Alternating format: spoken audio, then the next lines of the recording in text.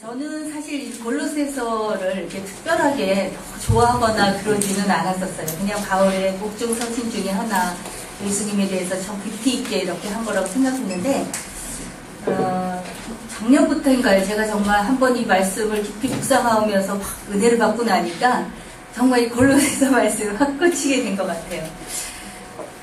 사실 이 골로새서는 바울이 썼지만 이 교회를 개척한 거는 아니잖아요. 에바브라가 개척했다고 되어 있는데, 그래서 이 에바브라는 그 빌립보에서 나오는 에바브라 디도하고는 또 다른 사람이라고 합니다. 근데 뭐 이렇게 다른 자기 제자를 통해서 그 개척한 교회이긴 하지만 이렇게까지 막 편지를 보내고 그런 걸 보면 바울이 복음을 전하고 또 사람을 키우고 파송하면서도 그냥 글로 끝난 게 아니고 이 사람 마음속에 정말 그 품고 있는 세계가 굉장히 컸구나.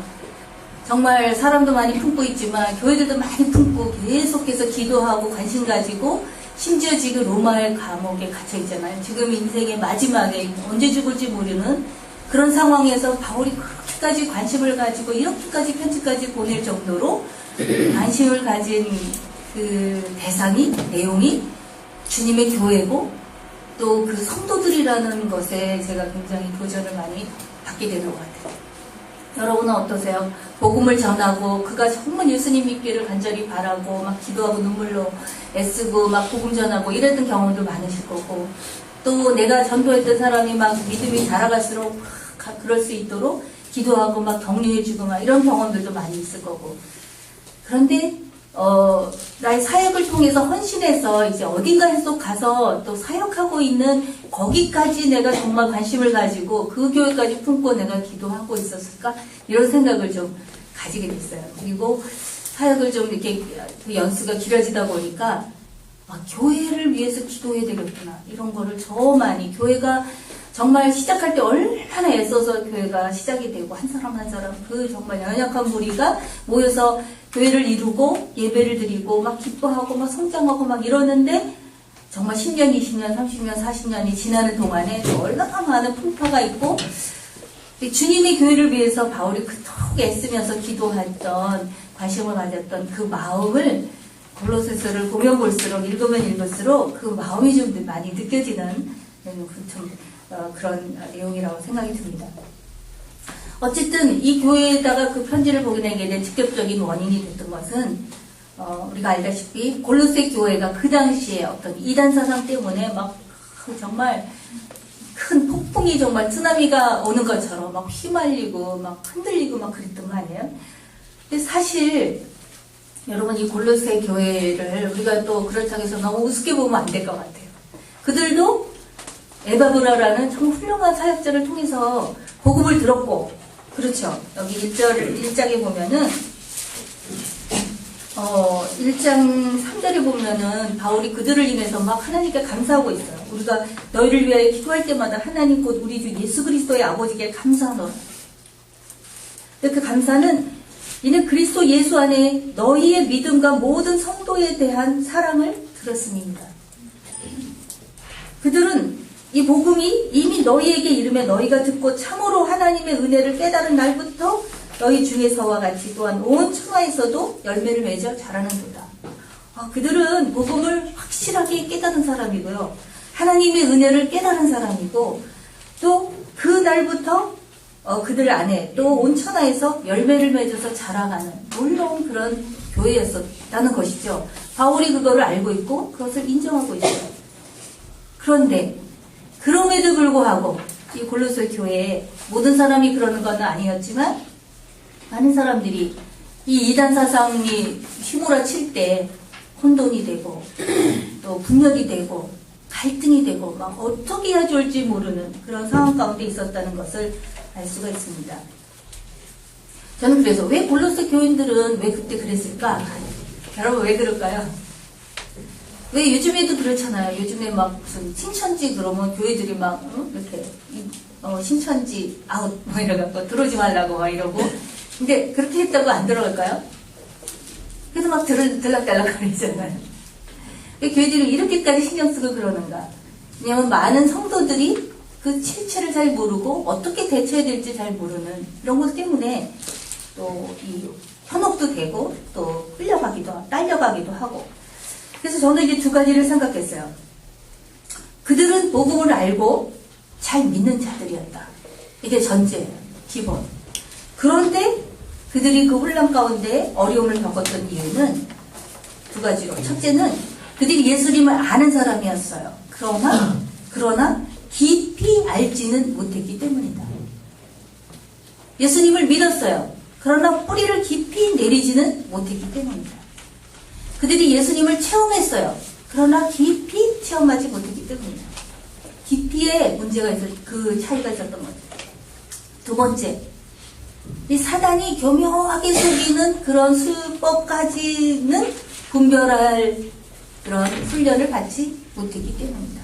우리도 교회에서 많은 훈련을 받잖아요. 기도 훈련, 말씀 훈련, 전도 훈련, 여러 가지 또 남을 어떻게 가르칠 거 이런 거 많이 훈련 받잖아요. 그런데 정말 이렇게 그 영적 분별력에서 어떤 속임수로 치고 들어오는지 거기까지 아직 간파하지 못했기 때문이다. 이 두 가지 이유를 알 수가 있습니다. 그래서 이단을 직접적으로 이렇게 깊이 연구하고 막 알려주는 그런 참 귀한 단체들도 있고 우리가 그런 게 참 도움이 되죠. 우리가 다 연구할 수는 없지만 그러나 그거보다 더 중요한 게 뭘까? 그 전에 이 이단 사상, 그 당시에 있었던 이단 사상 그 특징을 한번 몇 가지로 성경에서 바울이 했던 것을 한번 요약해 보면은 그들은 예수 그리스도의 신성을 부인했다 했어요. 또는 다른 어떤 사람들은 예수님의 또 인성을 또 부인하는 사람들도 있죠. 그러니까 신성을 부인하는 것은 예수님의 정말 역사성과 한 일들, 그분이 정직한 분이라는 건 하지만 그분이 하나님의 아들, 하나님이시라는 거 부인하는 거고, 또 예수님을 인성을 또 부인하는 사람들은 또 거룩하신 하나님이 인간의 몸을 어떻게 입고 있느냐. 그래서 어떤 아기가 태어났을 적에 예수님의 영이 들어갔다가 예수 그리스도라는 그런 분이 십자가에 달릴 적에 마지막 숨 거두기 직전에 또 떠났다. 이런 또 얘기를 하고. 왜 이런 얘기를 하겠습니까? 예수님의 신성과 인성, 예수님의 그 신비, 100% 하나님이면서도 100% 인간의 몸을 입고 오신 예수님에 대해서 우리가 인간이 내 이 논리로 이해하면서 정말 그것을 믿으려고 그럴 때 한계에 부딪히게 됩니다. 우리가 정말 인간의 생각과 지혜로 다 이해할 수 없는 그 부분이 있다는 것을 인정해야 되는 거죠. 그 다음에 이 유대의 그 배경을 가진 사람들한테는 율법, 각종 의식, 이것을 아직도 예수님 믿어서도 계속 할례, 또 음식, 절기, 또 안식일 준수 이런 거 다 해야 된다고 또 강조하고 했죠. 또 그 당시에 그 헬라, 철학, 속임수 이런 것으로 이제 성도들의 마음을 또 사로잡아 버렸어요. 그래서 특별한 지식을 알아야 된다. 특별한 지식. 내가 모르는 당신이 이게 필요하다. 영지주의 철학사상에서 깨달음, 신비주의. 그래서 뭔가 이렇게 긍욕해야 되고 또 천사숭배 이런 게 필요하다. 그리고 이제 어떤 독특한 완전 소수 엘리트의 독특한 여러분이 우리가 정말 들었고 익숙한 거 이렇게 딱 나오면 예상 문제에 나오면 탁 대답을 하지만 내가 접하지 못했던 어떤 단어나 어떤 그런 내용들이 나오면 살짝 긴장하죠. 이거 뭐지? 내가 알아야 되는데 모르는 거 아닌가? 나만 모르나? 내가 딴 사람한테는 알고 있나? 우리가 이제 특별한 성경이 없지만 뭔가 이걸 알지 않으면 안 된다. 이렇게 할 적에 우리가 특별히 이제 저는 이제 이렇게 열등감이 좀 있는 사람들은 남이 좀 아는데 나는 모른다. 그럼 저 좀 쫄잖아요. 이거 몰라서 어떡하지? 모른다고 얘기하면 또 창피한 거 아닌가? 자, 그래서 바울이 이 편지를 통해서 크게 두 가지를 지금 얘기하고 있는 것 같아요. 이 거짓 사상에 속지 않고 어떻게 하면은 크리스찬으로서 승리하는 삶을 살 수 있을까? 그래서 이 2장에만 나오는 짧은 구절이지만 그 안에서 한번 보면은 이렇게 될 것 같아요. 골로새서 2장에 6절, 7절 이 내용 속에서 제가 한 7가지를 좀 한번 뽑아봤습니다. 하나하나 쪼개가지고. 한마디로 얘기하면 그리스도 안에서 행하라는 말씀이에요. 그리스도 안에서 행하라. 그리고 8절을 좀 조금 끼워서 한다 그러면 영적 분별력을 가지고 속지 말아라. 뭐 이렇게. 그래서 하나님, 예수님과 연결해서는 예수님 안에서 살아라. 그리고 또 이 영적인 거짓 가르침이나 외부에서 오는 그런 거짓에 대해서는 물리치고 분별하고 그거를 물시라. 이렇게 한번. 그래서 우리가 다 알잖아요. 그리스도 안에서 살아야 되는 걸 다 알잖아요. 여기 모르시는 분 어디 있어요? 그런데 여기 6절, 7절 한번 여러분 다시 한번 우리 다 같이 목소리를 하나로 해서 골로새서 2장 6절, 7절 말씀 함께 또 읽어보겠습니다. 시작. 그러므로 너희가 그리스도 예수를 주로 받았으니 그 안에서 행하되 그 안에 뿌리를 박으며 세움을 받아 교훈을 받은 대로 믿음에 굳게 서서 감사함을 넘치게 하라. 아멘. 이거 많이 암송하셨죠? 그죠? 그리스도를 주로 받아 그 안에 그리스도 예수를 주로 받아서 그 안에서 행하라. 저는 아직도 이 개역 개정보다는 개역 성경에 암송했던 그게 입에서 좀 익숙한 것 같아요. 자, 그래서 여기서 그리스도를 주로 받았으니 그 안에서 행하라 이렇게 얘기하는데 저는 오늘 이 7가지 중에서 첫 번째는 그리스도를 주로 삼는 것부터 얘기를 했으면 좋겠어요. 왜냐하면 요즘에 그게 또 많이 주제가 되고 있거든요. 자, 그 전에 제가 한번 제가 그 제목만 한번 먼저 읽어드리겠어요. 첫째는 예수 그리스도를 확실하게 알라. 그렇죠? 두 번째는 예수 그리스도를 주로 받으라. 주로 삼으라. 세 번째는 그리스도 안에서 행하라. 네 번째는 예수 그리스도 안에 뿌리를 박고 세움을 입어라. 다섯 번째, 바른 교훈의 말씀을 듣고 받으라.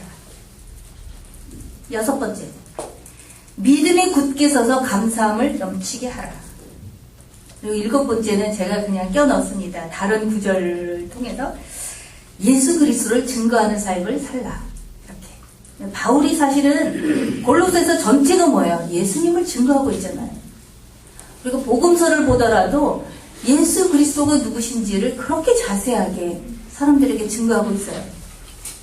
근데 요즘에 우리의 문제가 뭐예요? 예수님을 증거하지만 너무 간략하게 너무 요약해서 그냥 뼈대만 이렇게 증거하는데 정말 예수님이 누구신지를 알려면 더 깊이 전하고 더 깊이 알아야 된다는 것이죠.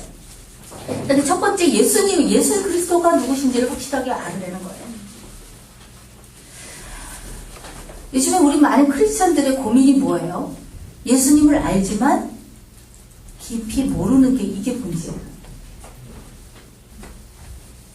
그 이유에 대해서 조금 이따 제가 좀 설명을 하도록 하겠습니다. 근데 바울이 골로새서에서 증거하는 예수님은 어떤 분이신가? 자, 우리 한번 골로새서 1장에 바울이 예수님에 대해서 쓴 그 내용을 또 읽어보도록 하겠습니다. 13절부터 19절까지요. 그냥 계속 쭉 같이 읽겠습니다. 시작. 그가 우리를 흑암의 권세에서 건져내사 그의 사랑의 아들의 나라로 부르셨으니 그의 아들 안에서 우리가 성량하고 죄사함을 얻었다. 그는 보이지 아니하는 하나님의 형상이시요 모든 피조물보다 먼저 나신 분이니 만물이 그에게서 창조되되 하늘과 땅에서 보이는 것들과 보이지 않는 것들과 혹은 왕권들이나 주권들이나 통치자들이나 권세들이나 만물이 다 그로 말미암고 그를 위하여 창조되었고 또한 그가 만물보다 먼저 계시고 만물이 그 안에 서있었느니라. 18절 그는 몸의 교회의 머리시라. 그가 몸이시요 죽은 자들 가운데서 먼저 나시니 이는 신이 만물의 근육이 되려 하시오. 아버지께서 모든 충만으로 예수 안에 거하시고 그의 십자가의 피로 합병을 이루사 만물 곧 땅에 있는 것들이나 하늘에 있는 것들이 그로 말미암아 자기와 화목하게 되기를 구하시리라. 아멘. 여러분, 바울이 예수님에 대해서 얼마나 할 말이 많았을까, 저는 그런 생각이 듭니다. 얼마나 하고 싶은 그 말과 전해주고 싶은 말이 그렇게 많았으면, 이 감옥에서 혹시 오늘이 내 인생의 마지막일지 모르는데, 바울이 그때 한 게 뭐냐면 예수 그리스도를 더 자세하게, 더 구체적으로 정말 글을 써서 보냈다는 거죠.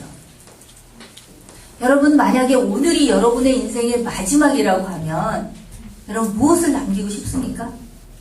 글을 남긴다면. 마지막에 우리가 보통 유언을 쓰잖아요. 그죠? 이 유언 같은 글을 쓰는데 자기 얘기를 안 써요. 예수님 얘기만 하는 거예요. 정말 바울의 마음속에 저는 이런 생각이 들었어요. 바울이 막 불이 나면 뭐라 그래요? 불이야 그러잖아요. 바울의 마음속에 있는 거는 그냥 온통 예수 그리스도. 그러니까 뭐 무슨 상황이 있어도 예수님을 얘기하는 거예요. 마지막 날, 오늘 내가 죽을지 모르는데 그때도 하고 싶은 얘기는 예수 그리스도. 내가 새롭게 깨달은 예수님에 대해서 조금 더 깊이 알게 된 그 예수 그리스도. 그분을 증거하는 게 바울의 인생에서는 가장 중요한 일이고, 가장 마지막까지 하고 싶은 일이고, 가장 기쁜 일이고, 가장 뜨겁게 그가 하고 싶은. 저는 바울이 얼마나 행복한 사람이었을까, 좀 그런 생각이 듭니다. 원이 없이 살았구나. 하고 싶은 얘기 다 했구나. 예수님에 대해서. 여러분 마음속에 가득한 이야기, 다른 사람에게 꼭 정말 이것만은 꼭 전해주고 싶은 그 이야기는 어떤 이야기입니까? 여러분이 예수님에 대해서 이야기한다면 어떤 이야기를 전해주고 싶습니까? 바울은 또 이렇게 얘기해요. 이분은 하나님의 아들이시고 창조주이시고 인류의 죄를 대신 지시고 십자가에서 피 흘려 죽으시고 부활하신, 십자가뿐만 아니라 중요한 게 뭐예요? 부활하신 유일한 구세주이시다.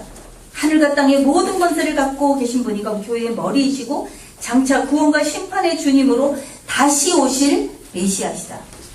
여러분, 우리가 예수님에 관한 거, 또 정말 십자가에 죽으시고 부활, 또 승천뿐만 아니라 우리가 또 꼭 기억해야 될 게 있어요. 영광스러운 모습으로 다시 오실 주님. 저는 사도 요한이 계시록에서 보게 된 예수님의 환상, 우리도 정말 그 예수님을 좀 이렇게 기억했으면 좋겠어요. 예수님 지금 그 모습이시잖아요. 그렇죠? 그리고 영광스러운 모습으로 다시 오실 예수님. 두 번째는 예수 그리스도를 주로 삼으라. 이 사람들은 빌립보 사람, 골로새 사람들은 이미 예수 그리스도를 주님으로 모신 사람들이에요. 사실은 그들이 주로 삼았으니, 주로 예수를 주로 삼았으니 그 안에 행하라 이렇게 했으니까 바울은 그들이 이미 예수님을 주님으로 삼은 거에 대해서 인정하고 있어요. 근데 저는 우리에게는 이 말을 또 꼭 넣고 싶어요. 예수 그리스도를 주로 받으라는 거예요. 주님으로. 여러분, 구원받는데 혹시 정말 중요한 믿음이 무엇입니까? 그는 예수 그리스도를 주인으로 모신다는 거예요. 하나님으로, 구세주로, 주인으로 그렇게 모시는 거죠. 그래서 주 예수 그리스도. 여러분, 죄의 본질이 무엇입니까? 죄. 나쁜 일 하는 것뿐만 아니라, 그건 물론 죄죠. 그러나 하나님께 대한 인간의 반역이에요. 하나님을 하나님으로 인정하지 않는 거예요. 주인을 주인으로 인정하지 않는 거예요. 그래서 뭐야? 내가 주인 노릇하겠다는 거죠. 하나님의 형상으로 지음받은 피조물로서 창조주이신 하나님께 거역하고 반역하는, 내가 왕 노릇하겠다는 거예요. 그게 죄의 본질이에요. 죄는. 그래서 거기서부터 인간의 타락해서 모든 죄를 짓는 것이죠. 그렇다면 우리가 구원은 뭐예요? 구원은 내가 회개함으로 예수님을, 하나님을 나의 왕으로 다시 모셔드리는 거예요. 그것이 회개의 본질이고 구원의 핵심인 거죠. 하나님과 올바른 관계. 근데 요즘에 우리가 정말 크리스찬들도 많고 그러는데 왜 한국 교회가 왜 이렇게 부흥이 성장이 뭐 정지됐다, 뭐 헌신이 떨어진다, 뭐 믿음이 약해졌다 그러는 이유를 여러 가지 요인이 있겠지만 거슬러 보면은 저는 이런 생각이 들어요. 복음 전할 때 처음부터 그 복음 전도의 내용 좀 부실한 거 아니야? 그런 생각. 저도 많이 했어요. 저도 많이 캠퍼스에서 나가서 뭐 회사에서 많이 전도했어요. 근데 점점 이 바쁜 세상에 전도의 내용과 방법도 너무 간략하게 되는 거예요. 그걸로 끝나는 게 아니에요. 그 자리에서 또 영접까지 시켜. 그리고 영접하면은 그 자리에서 또 구원의 확신까지 선포를 해줘. 당신 지금 주면 천국 갈 수 있습니까? 근데 모르겠네요. 모르지, 잘 모르겠는데요. 느낌이 없는데요. 걱정하지 마세요. 지금 예수님 어디 계세요? 모르겠는데요. 당신 조금 전에 영접했잖아요. 당신 안에 있습니다. 그럼 뭐예요? 예수님이 내 안에 모셨으니까 당신 구원 받은 겁니다. 지금 죽어도 천국 갈 수 있습니다. 막 또 그 구원을 받았다고 막 또 얘기해줘요. 전 많이 그렇게 했어요, 저도. 근데 돌이켜보니까 그 사람이 정말 참으로 회개하고 예수님을 주로 모셨는지 내가 정말 나도 확신이 없고 잘 모르면서 어떻게 그 사람 구원받았다고 그렇게 확신이 없게 이렇게 얘기를 해줬을까? 이런 생각이 드는 거예요. 그래서 한번 이렇게 왜 사람들이 예수님을 믿으면서도 또 내가 구원받았다고 말하면서도 구원 확신이 있다고 그러면서도 왜 예수님을 주님으로 모시고 주님의 다스림을 받는 사람은 많지 않나. 이게 제가 사람들을 비난하는 게 아닙니다. 저를 포함해서. 부실한 전도는 회심 없는 영접 기도로 연결되고 정말 그 회심이 없는 또 구원의 확신을 가진 명목상의 크리스찬들을 양선하고 진리의 지식에 대한 부실한 지식과 그것은 부실한 믿음을 연결되고 그러니 정말 또 성장과 열매는 과연 어떻게 되는 것인가. 그 다음에 더 근본적인 그 문제는 뭐냐. 내가 여전히 내가 예수님을 구주로 믿었는데 세례도 받았는데 신앙생활 열심히 하는데 그러면서도 내가 여전히 주인 노릇하고 있는 거예요. 여러분 어떠세요? 주인 바뀌었어요? 예수님이 여러분의 주인이십니까? 아멘. 아멘. 예수님 뜻대로 순종하십니까? 아멘. 아픈 데를 찌르고 있나요? 아주 민감한 제가 이렇게 건드리고 있는 건가요? 저는 정말 제가 예수님을 구주로 믿고 또 그날 헌신했어요. 사실은 한 6개월을 아침부터 밤까지 제가 대학 졸업하고 한 1년 동안 취직이 안 돼서 고민하다가 마침내 하나님이 깨닫게 해주신 게 성경이 혹시 답이 있지 않을까. 그래갖고 막 그냥 그래 내가 왜 그 생각을 이때까지 못했지. 막 옛날에 그렇게 교회를 10년을 교회 바로 근처에 살았어요. 5분이면 교회 가는 곳에 제가 살았어요. 초등학교부터 고2 때까지. 그래서 제가 나름대로 하여튼 많이 예배도 많이 꼬박꼬박 예배 때로는 제가 새벽 예배도 나가고 막 수요 예배도 나가고 막 말씀 은혜도 받고 막 기도도 하고 눈물도 나고 좀 어리지만 막 그때 막 지금 알고 있는 찬송가 대부분 다 그때 배운 거예요. 그런 것 같아요. 그런데도 불구하고 제가 집안에 무슨 어려움이 생기고 나니까 뭐 다 신앙이고 뭐고 다 까먹고 막 7년을 막 방황하다가 마침내 돌아오게 되기 직전에 어떤 일이 있었나. 혹시 성경에 무슨 답이 있지 않을까. 그런 생각이 들면서 성경을 이제 또 가서 사서 읽기 시작을 했는데, 제가 성경을 읽는데 막막한 생각이 들더라고요. 어디서부터 읽어야 될지 모르겠고. 그렇게 많이 주워들었는데, 제가 창세기 1장 1절을 펴면서 근데 깜짝 놀랐어요. 내가 그 7년 동안 그렇게 방황하면서 했던 많은 질문들을 이 창세기 1장을 딱 보는 순간에 우와! 여기 처음부터 끝까지 다 해답만 써있네? 그런 생각이 들어요. 이때까지 했었던 그 질문들, 또 내가 이때까지 또 정말 내 길이 뭘까 하고 막 궁금해서 읽어봤던 여러 가지 책들 속에는 다 질문만이지 답이 없었어요. 제가 찾는 답이 없었어요. 그런데 첫 페이지를 폈는데 하는데 창세기 1장 1절에 태초에 하나님이 천지를 창조하셨다 그러는데 막 충격이 확 왔어요. 어우, 깜짝 놀랐어요. 이게 사실이라면 이거 엄청난 일이구나. 이렇게 진짜라면은 마침표라기보다 막 느낌표를 찍어야 되는 게 아닐까? 이런 생각도 들고. 그래서 제가 무릎 꿇고 기도했어요. 하나님, 정말 하나님이 천지를 창조하셨습니까? 하나님 정말 이 책 쓰셨습니까? 하나님 성경에 있는 말 다 진짜입니까? 이렇게 기도했어요. 그리고 제가 이제 얘기했어요. 하나님 이게 사실이라면 저 좀 도와주세요. 좀 믿어지게 도와주세요. 이해하게 도와주세요. 그렇게 기도하면서 시작을 했는데 그때부터 시작해가면 6개월 동안을 제가 정말 성경을 손에서 뗄 수가 없는 거예요.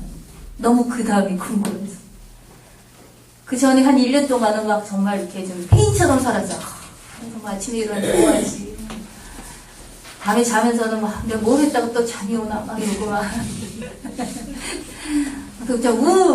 이러다가 계속 가면 나 우울증 이렇게 환자 되겠구나. 그러고 막 잠은 또 왜 이렇게 오는지 막 잠에 도망갔던 것 같아요. 현실이 힘드니까 막 지금 그때 막 망해가지고 막 돈도 없고 막 아프고 다 막 가족들끼리 관계는 막 완전 그냥 서로 막 찌르고 막 상처 주고받고 막 완전 막 어디서 풀어야 될지 모르는 그런 상황이었는데 어쨌든 성경을 보면서 제가 그 생각을 했어요. 우와, 하나님 말씀이 정말 놀랍구나. 나중에는 막 성경 읽다가 막 무릎 꿇고 읽었어. 막 하나님이 지금 나한테 막 말씀하시는데 내가 그냥 앉아서 읽으면 안 되고 막 무릎 꿇고 읽어야 될 것 같은 막 말씀하십시오. 근데 문제는 뭐냐면 그동안에 의심이 너무 많이 들어가갖고 빨리 안 믿어지는 거예요. 이제 믿고 싶은데 막 그러고 막 무서운데 빨리 믿고 싶은데 안 믿어요. 그러다가 이제 요한복음 3장 16절 말씀에 제가 무릎을 꿇고 예수님을 영접했어요. 근데 영접하면서 그날 밤에 다음 날에 우리 할머니 돌아가시는 걸 계기로 해서 제가 헌신했어요. 하나님, 세상에 이거보다 중요한 건 없는 것 같아요. 사람을 살리는 거, 정말 예수님을 믿고 구원받는 것보다 더 중요한 게 이 세상에 어디 있을까요? 직장은 들어갈 수도 있고 돈을 벌 수도 있고 그렇지만 생명은 하루 지났는데 하루만 내가 일찍 믿었더라면 지금도 막 그거 생각하면 정말 그래요. 하루만 일찍 믿었더라면 우리 할머니가 교회 다녔던 분이고 복음을 모르는 분은 아니에요. 그렇지만 내가 정말 그 구원받은 게 뭐라는 걸 이렇게 확실하게 깨닫고 나서 하루만 시간이 있었더라면 내가 이 복음을 이 생생하게 내가 우리 할머니한테 전해줘 영접할 수 있도록 도와줬을 텐데 이런 그래서 헌신을 했어요. 하나님, 내가 남은 가족이 구원을 받을 수만 있으면 내 남은 평생 다 바치겠습니다. 하나도 아깝지 않습니다. 네, 성경 말씀을 계속 읽다 보니까 이 정말 구원이 얼마나 놀라운지 우리를 구원하기 위해서 예수님께서 하신 일들이 얼마나 놀라운 것인지 초신자인데 그냥 헌신을 하게 되더라고요. 자, 그래서 우리는 이 악순환의 고리를 끊어야 돼요. 복음을 전할 때부터 예수님 확실하게 전해주고 또 예수님 믿고 난 다음에는 예수님 누구신지 더 깊이 알아야 된다는 거죠. 지금까지도 많이 알았지만 그래도 예수님에 대해서 우리가 다 알겠습니까? 더 알 수 있도록 주님 도와주시옵소서. 우리가 내가 입을 열어서 복음을 전할 때 바울처럼 이렇게 예수님에 대해서 구체적이고 정확하게 이렇게 능력 있게 이렇게 전할 수 있는 그런 사람 될 수 있도록 도와주시옵소서. 예수 그리스도 안에서 행하라. 그러나 이제 제가 이런 생각에 예수님 안에서 행한다는 거는 뭐 이거 옛날보다 더 열심히만 사는 저는 그런 생각도 했어요. 나 옛날에는 이렇게 흐리멍덩하게 살았는데 예수님 믿고 나서 정신 바짝 듣고 나니까 막 열심히 살고 싶어갖고 막 했는데 그때 예수님 안에서 행하는 거에 대한 요령을 잘 몰랐던 것 같아요. 무조건 열심히만 하면 다 기뻐하실 줄 알았어요. 근데 좀 그러다 보니까 제가 탈진을 또 하게 되고 근데 그건 아니고 예수님 안에서 은혜 가운데 하나님이 주시는 능력을 가지고 사는 거예요. 할렐루야. 우리를 이 예수님의 피값으로 사신 다음에 우리에게 자유를 주셨잖아요. 노예로 삼기 위해서가 아니에요. 죄의 노예, 이 사탄의 종으로부터 우리를 피값으로 사신 다음에는 예수님 우리에게 자유를 주셨어요. 단, 진리 안에서, 예수님 안에서의 자유예요. 너무 멀리 가시면 안 돼요. 그러나 주님 안에 있으면 그 놀라운 자유가 있는 거예요. 진리를 알지니 진리가 너희를 자유케 하리라. 아멘.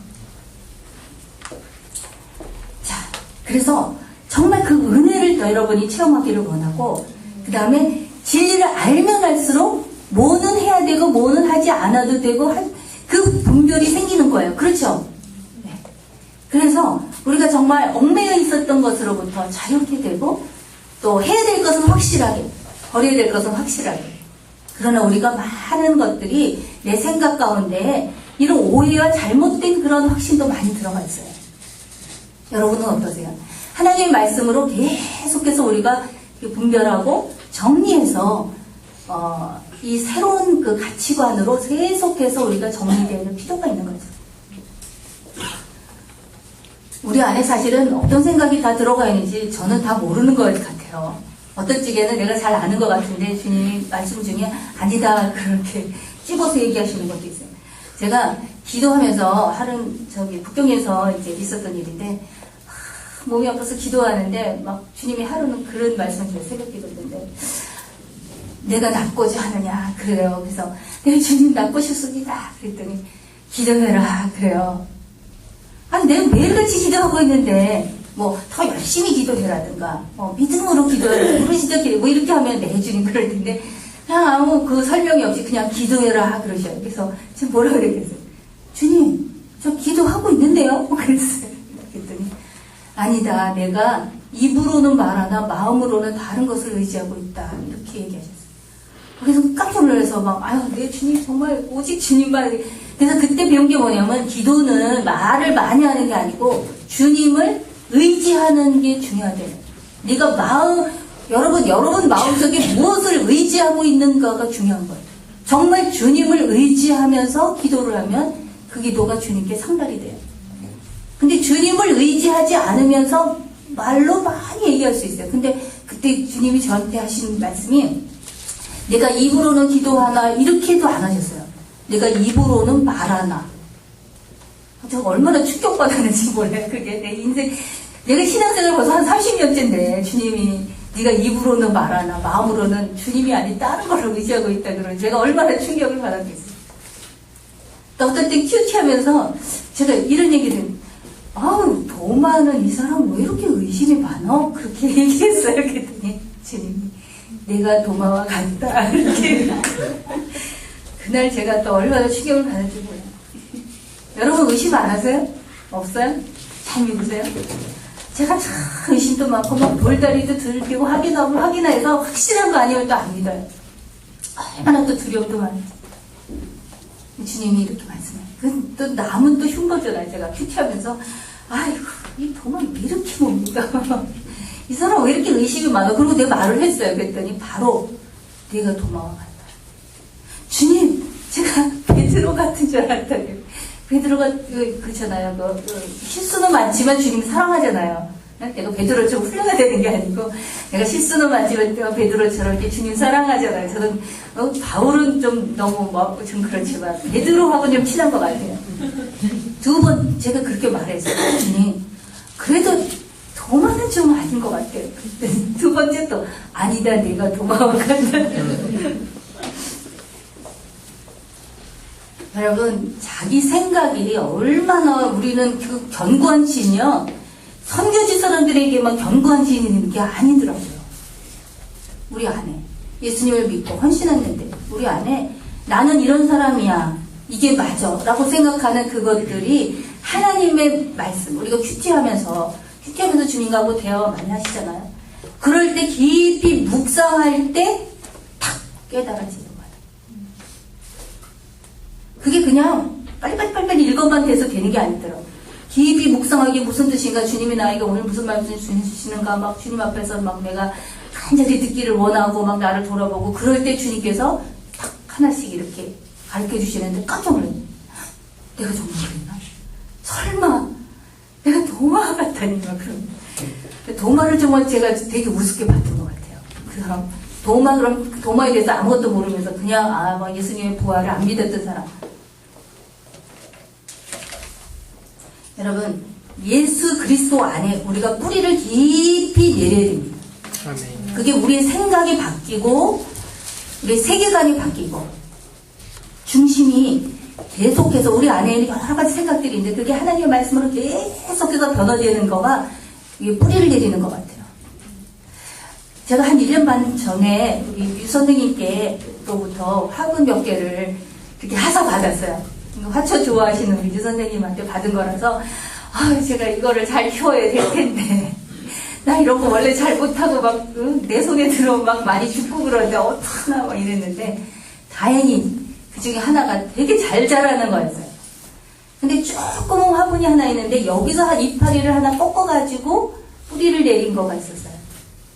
근데 큰 잎사귀가 하나 있고 거기서 하나 정말 소통만한 조그만 잎사귀 한두 개 있는 그럴 때 받았어요. 근데 지금 1년 넘었어요. 1년 반쯤 됐어요. 근데 얘가 자라긴 자라요. 자라긴 자라는데 한 1cm밖에 안 자랐어요. 근데 너무 궁금해. 얘는 왜 한쪽에서는 원래 그 화분에서는 막 쑥쑥쑥 자라서 막 그냥 너무 많아서 막 꺾어야 되고 막 이렇게 막 휘일 정도로 막 너무 잘 자라고 있는데 얘는 겨우 1cm 자란 거야. 잎도 한 두세 개 더 났나? 근데 이렇게 보니까 걔가 계속해서 이 밑으로 뿌리를 내리고 있는 거예요. 뿌리를 확실하게 내리기 전까지는 위로 많이 안 크나 봐요. 얘가 화초가. 이름은 잘 몰라요. 제가 그거 보면서요, 물 열심히 일주일에 한 번씩 잘 주고 있어요. 잘하긴 자라. 근데 제가 그거 보면서 깨닫는 게 있어요. 우리 믿음이라는 게 이런 건가? 정말 아무것도 없는 데서 이파리 하나 이렇게 갖고서 뿌리를 내렸지만 얘가 뿌리 내리는데 이렇게 시간이 오래 걸리나? 그런 생각이 들어요. 믿음도 그렇지 않을까? 선교지에서 특히 일본에서 제가 막 그런 생각. 조금 믿음이 세례받고 조금 반짝하는 듯 하는데 조금만 일이 있으면 확 무너지고 신앙이고 다 없어졌다가 다시 이렇게 막 저희 가족도 그랬어요. 사실은 제가 나가기 전에 3명 이렇게 예수님을 믿고 세례받았는데 한 통 갔다 오고 나니까 무슨 시험에 들어가고 교회 안 나가고 있는 거예요. 그 교회. 그냥 마음이 다 무너지는 것 같아요. 어떻게 해서 이렇게 전도했나. 그중에 2명이. 그래서 정말 눈물로 주님이 이럴 수 있습니까? 하여튼 그 안식년 1년 동안이 그냥 우리 가족들 다시 막 이렇게 깎고서는 막 그래서 겨우겨우 다시 이제 교회 나가서 예배 드리는 것까지 하고 이제 2번째 안식년을 갔어요. 근데 갔다 오니까 그 다음에 또 무슨 하여튼 시험에 들어가고 예배는 나가는데 소모 예배는 또 안 나가. 상처받았어요. 그래가지고 또 막 기도. 그래서 또 결국은 제가 있는 동안에 회복을 숨까지는 안 가서 몇 년을 가더라고요. 근데 북경 갔다 오고 나니까 이제 어느새 이제 순에 정착하고 막 뿌리를 이제 확실하게 내렸고 이제는 한 몇 년 전이었는데 주님이 저한테 너희 가족을 위하여서 걱정하지 마라. 내가 다 돌보니까. 근데 정말 그 얘기를 아마 그전에도 많이 해주셨을 거예요. 염려하지 마라. 그렇게 얘기하는데도 너무 염려가 되는 거예요. 근데 정말 뿌리를 믿음의 뿌리내는데 이렇게 어렵구나. 막 그랬는데 이제는 그 말이 주님의 음성이 이제 들리는 것 같아요. 이제는 막 내 생각이 꽉 차고 너무 걱정이 되게 되는데 이제는 안심이 되고 이제 보니까 이제 알겠어요. 이제 뿌리를 깊이 내려서 이제는 무슨 일이 있어요. 내가 아무 말도 안 해도 알아서 잘 다니고 알아서 믿음 생활 잘 하고 정말 그 자녀 국가들까지 어쨌든 잘 하고 있는 믿음이 어쨌든 뿌리를 내리고 있는 그런 모습이 이제 보이는 거예요. 근데 아마 그동안에 뿌리 내리고 있는 건 내 눈에 잘 보이지 않아서 그렇게 걱정이 됐던 것 같아요. 여러분, 여러분의 믿음의 뿌리도 더 깊이 내리기를 바랍니다. 또 여러분의 가족, 또 여러분이 전도해서 예수님 믿은 사람들, 그 사람들도 정말 선교지에서 정말 애써서 예수님 믿게 했는데 또 사실 여러분 우리가 떠나고 나면 그 다음에는 어떻게 되겠어요? 몰라요. 근데 정말 믿음의 뿌리를 깊이 내릴 수 있도록 우리가 그것을 도와주고 기도할 수만 있다면 얼마나 좋겠습니까? 우리는 어차피 선교지에서 언젠가는 다 맡기고 나올 사람들이 그들이 정말 믿음의 뿌리가 깊이 내릴 수 있도록 빨리빨리를 내려놔야 돼. 빨리. 마음이 급한 거야. 빨리. 나는 이제 가니까. 계속 있어지지 못하니까. 주님을 의지하고 그들이 믿음의 뿌리가 깊이 내린다. 바른 교훈의 말씀을 받으라. 말씀을 받으라. 디모데후서 3장 16절에 이렇게 나오죠. 교훈과 책망과 바르게 함과 의로 교육하기에 유익해. 성경은. 단 우리가 받아야 되는 거죠. 들어야 되는 거죠. 그 말씀이 여기 아무리 많이 써 있어도 내가 펴서 읽지 않으면, 내가 듣지 않으면, 받지 않으면, 설교를 들어도 내가 받지 않으면 튕겨나갈 거예요. 이렇게 들어왔다, 이렇게 나가요.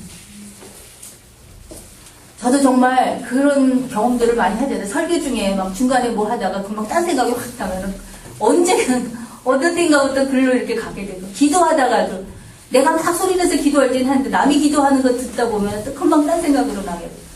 우리가 정말 그렇게 연약한 자들이에요. 그래서 하여튼 받으라, 잘 들으라. 말씀을 읽는 게 힘든 사람은 녹음한 거를 이렇게 틀어도 좋을 것 같아요. 제가 요즘에 좀 눈이 어른거려서 녹음한 성경이 있잖아요. 그래서 그거를 틀으면 굉장히 좋더라고요. 한국말도 그렇게 듣고, 뭐 현지어도 그렇게 해서 듣고, 자꾸 들려주는 내게. 그 다음에 믿음에 굳게 서서 감사함이 넘치게 하라. 믿음에 굳게 서라. 굳게 서라. 여러분 마음에 모든 의심이 떠나가게 되기를 축복합니다. 아멘. 우리가 얼마나 의심을 많이 하는지 몰라요. 솔직히. 또 우리가 얼마나 걱정을 많이 하는지 몰라요. 솔직히. 저는 첫 번 텀에 삿포로에 맨 처음에 갔을 때 몇 년 동안이요. 두려움이 많았어요. 내가 모르는 거에 대한 두려움. 어떻게 해줄지 몰라서 두렵고. 하여튼 누가 뭐 띵동 그래도 문도 못 열어줘요. 막 누군지 모르는데 어떻게 문 열어줘. 대답을 할 수가 없고. 그래서 모든 것이 다 두려운 거예요. 막 눌렸어요. 그런데 그러다가 제가 이제 막 밤에 너무 눌리니까 막 그 가위 눌린다고 그러잖아요. 소리도 못 내. 그래서 제가 했던 방법이 뭐냐면은, 제가 원래 뭐 이렇게 경배와 찬양 이런 거 많이 했던 사람은 아니에요. 저는 묵상하고 뭐 1대1하고 소그룹하고 뭐 이런 거 주로 많이 했었는데, 경배와 찬양 테이프를 사가지고 그래가지고 그거를 딱 이렇게 거기다가 내가 맞춰놓고 막 찬양 많이 한 다음에 딱 거기다 맞춰놓는 거 있어요. 그래서 밤중에 이제 막 눌리면은 딱 누르기만 하면 그게 나오게, 그 찬양이. 이게 뭐였을까요? 마귀들과 싸울 지라고 영광 하려고요. 막 누르면은 막 쫙 그 찬양이 나오면 일단 마음에 안심이 되면서 이 눌린 게 이렇게 좀 풀리고 좀 괜찮아지면 나도 소리 내서 같이 찬양하고. 점점 이제 그런 경험들을 쌓으면서 말씀과 체험 이런 것들이 쌓으면서 조금씩 이제 두려움이 사라지고 의심이 떠나가고 믿음에 굳게 서서 감사가 점점 조금씩 늘어나게 되더라고요. 승리의 비결 두 번째, 이거 좀 짧은데, 헛된 속임수에 속지 마라. 누가 철학과 헛된 속임수로 너희를 사로잡을까? 주의해라. 이것은 사람의 전통과 세상의 초등학문을 따르며 그리스도를 따름이 아닙니다. 여러분, 크리스찬들은 사탄의 이렇게 거짓말에 속을까요? 속지 않을까요? Yes and no. 그렇기도 하고 아니기도 해요. 뭐 맨날 속는 것도 아니고 절대로 안 속는 것도 아니고. 신앙생활 오래 한 사람도 깜빡 속아 넘어갈 수는 있어요. 잠깐. 근데 금방 이제 진리의 말씀으로 인해서 분별력이 생기겠죠? 여러분, 왜 속을까요? 그런데 깜빡이라도 왜 속을까요? 그럴듯해서 속는 것 같아요. 내가 생각하기에 그럴듯할 때 동의를 하는 거예요. 그럴 수도 있겠다. 근데 그럴 수도 있겠다고 생각하는 것 중에 99% 맞는데 1% 만약에 거짓이 껴있다면, 그런 걸 많이 자주 접하고 있다면 우리 안에 이렇게 생각할 수도 있어요. 괜찮아. 뭐 진짜에 가깝잖아. 뭐 괜찮아. 그거 조금 도움되는 거 있잖아. 처음에는 사단이 조금만 속일 거예요. 1%. 거기서 이렇게 살짝 넘어가면 2%, 3% 조금씩 늘리겠죠. 계속 된다면 세뇌당하겠죠. 괜찮다고 믿겠죠. 그러면서 사로잡히게 돼요. 처음부터 그러진 않을 거예요. 하여튼 주의를 하는 거고, 그 다음에 그 기준은 진리를 알면 알수록 조금 다른 것도 금방 집어내는 거죠. 그렇죠. 여러분, 전문가는요, 딱 보면 금방 아는 거예요. 다이아몬드. 진짜만 맨날 보는 사람은 가짜 금방 그걸 판별하잖아요. 화폐. 맨날 진짜만 보니까 조금만 달라도 금방 알아내죠. 가짜를 많이 연구하는 게 아니고 진짜. 예수님을 알면 할수록 분별력이 더 민감해질 수 있습니다. 자, 마무리를 하겠는데요. 우리가 세상에 살면서 우리가 알아야 되는 것이 많이 있죠. 그리고 알아야 되는 게 요즘은 더 점점 많아지는 것 같아요. 하루에도 수많은 새로운 정보들 막 쏟아지고 있고, 또 우리가 또 선교 훈련 받을 적에도 또 뭐 배워야 되는 게 또 많이 있죠. 알아야 되는 것도 있어요. 필요한 지식들도 많이 있어요. 그런데 우리가 잡아야 될 중심이 있어요. 그러나 우리가 알아야 되는 모든 지식 가운데 가장 탁월하고 가장 중요한 지식은 주 예수 그리스도를 아는 지식이다. 아멘. 비교할 수 없어요.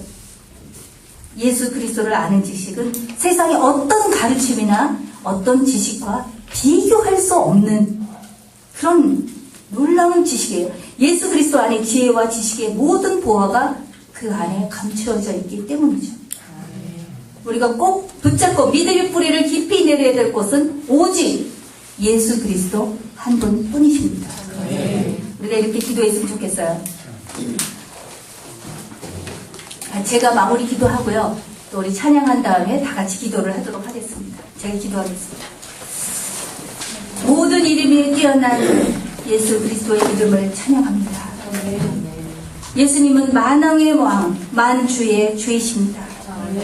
예수님은 우리의 주님이십니다. 주여, 우리 영적인 눈을 띄워주시고 영적인 귀를 열어주시어서 예수님이 누구신지 더 깊이 더 확실하게 알 수 있도록 도와주시옵소서. 주님 안에서 행하는 삶을 살게 하시고 예수님과 그 말씀에 뿌리를 깊이 내릴 수 있도록 도와주시며 영적 분별력이 강화되게 하시고 우리 자식뿐만 아니라 우리가 전도하고 양육하고 섬기는 모든 사람들에게도 이러한 영적 분별력이 생기며 승리하는 삶을 살 수 있도록 돕는 역할도 잘 감당하게 하여 주시옵소서. 주 예수 그리스도의 이름으로 감사하며 기도드립니다.